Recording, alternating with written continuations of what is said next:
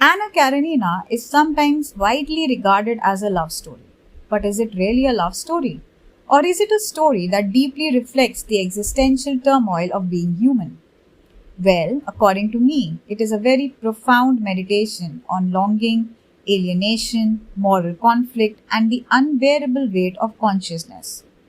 I was recently discussing this book with a friend, and the conversation refused to leave me. It lingered, unsettled, and compelled me to dedicate an episode to this remarkably powerful novel, a work that does not merely narrate love, but dissects the human soul with almost merciless clarity. To begin, I'll start with this striking passage from Diary of a Writer where Fyodor Dostoevsky writes about Anna Karenina. And I don't even know if we can call it a review. It feels more like a philosophical meditation. He says that in the novel, a view of human guilt and criminality is expressed, that people are placed in abnormal circumstances, that evil existed before them, and once caught in the whirl of deceit, they commit crimes and fatally perish. And honestly, that one idea almost summarizes the entire novel. What fascinates me is that although the novel is named after Anna, it is just as much a story about Levin. Two lives running in parallel, but in completely different registers. Anna's life is outward, dramatic, scandalous. Levin's life is inward, quiet, almost painfully ordinary. And maybe that's exactly why the novel is named after Anna. Society only sees the active, the visible, the scandalous. It doesn't see the internal revolutions of the soul. Levin lives what we might call a normal life.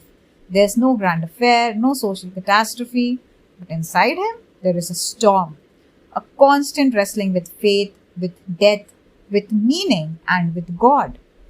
His story is almost a novel within the novel. An inner transition unfolds slowly, and somehow, as readers, we are drawn into that internal dialogue. Levin feels deeply autobiographical. He channels the very spiritual crisis that Leo Tolstoy himself went through. That terrifying question, what is the meaning of life if death is inevitable? There's this line, there's less charm in life when one thinks of death, but there is more peace.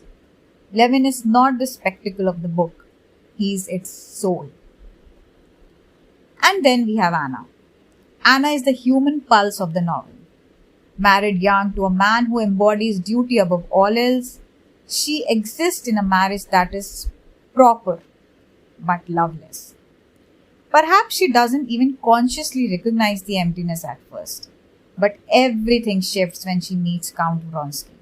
And what happens next is not simply a love story. It's the story of what happens when emotion takes over structure, when the heart defies the architecture of society.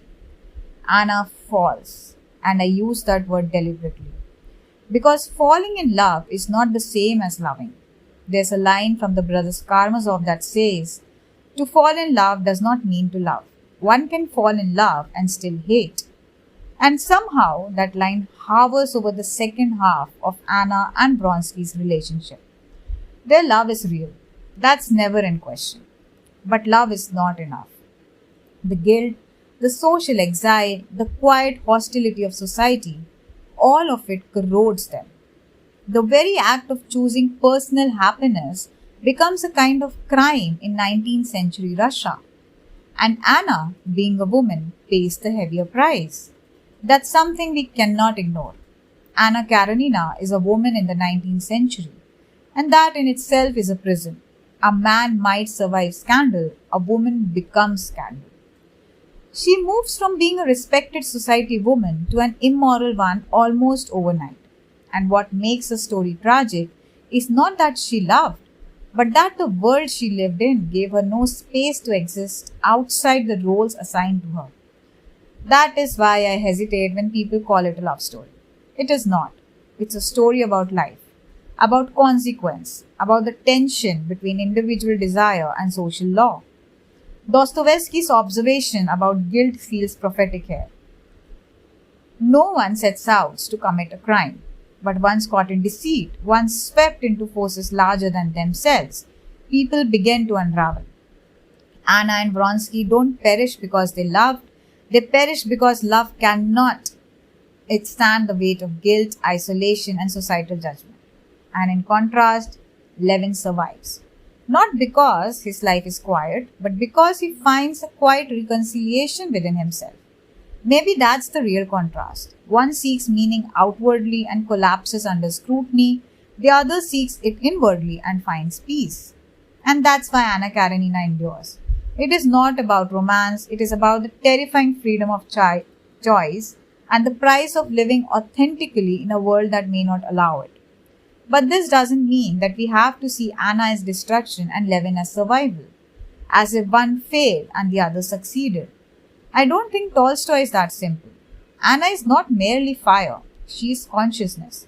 She feels everything, love, humiliation, jealousy, isolation, with terrifying clarity. Her tragedy is not that she lacked depth, it is that she had too much of it in a world that offered her no space to hold it safely. And Levin's life, though outwardly ordinary, is not easy or peaceful in any superficial sense. His psychological struggle is relentless. He stares into the abyss of death and meaninglessness and does not look away. That kind of inward confrontation is not lesser than Anna's rebellion. It is just quieter. In that sense, they are equals. Both are searching for meaning and both are dissatisfied with superficial living. They both refuse to sleepwalk through existence. The difference is not depth, it is direction. Anna's struggle turns outward and collides violently with society. Levin's struggle turns inward and wrestles with God. And neither path is simple or painless, nor it is morally inferior. And that is what makes the novel so vast. It doesn't give us a heroine and a moral counterexample. It gives us two fully realized human beings navigating different dimensions of the same existential crisis. Anna shows us the cost of emotional truth in a rigid world. Levin shows us the cost of a spiritual truth in a meaningless one. This novel refuses to reduce human life to one lesson. It doesn't tell us to choose passion or faith, society or solitude. It simply reveals how complex it is to be awake, to feel deeply, to think deeply, and to live with the consequences of both.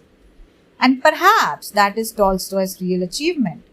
He doesn't judge his characters, he understands them, and in doing so, he understands us.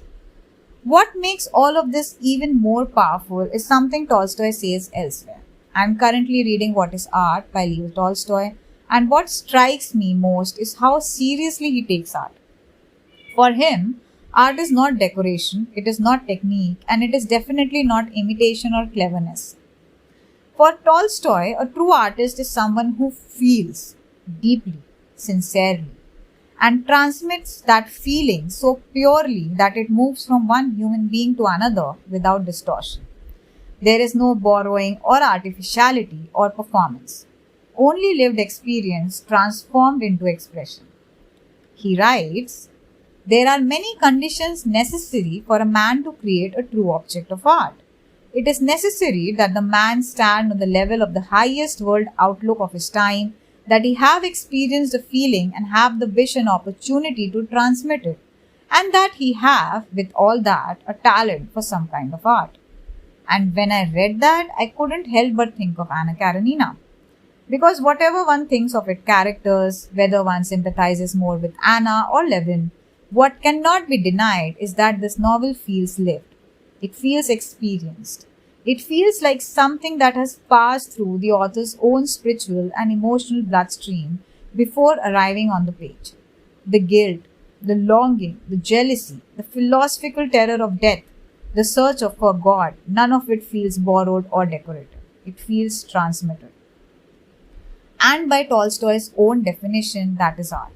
It carries a sincere human feeling from one consciousness into another, across centuries, and makes it vibrate again. And maybe that is why Anna Karenina still unsettles us. Because it is not simply a story about a woman or a marriage or a scandal. It is the expression of a mind wrestling honestly with life itself. And when art is that honest, it does not age. It remains. Anna Karenina, undoubtedly is not just a novel, but one of the truest examples of art. Thank you for listening.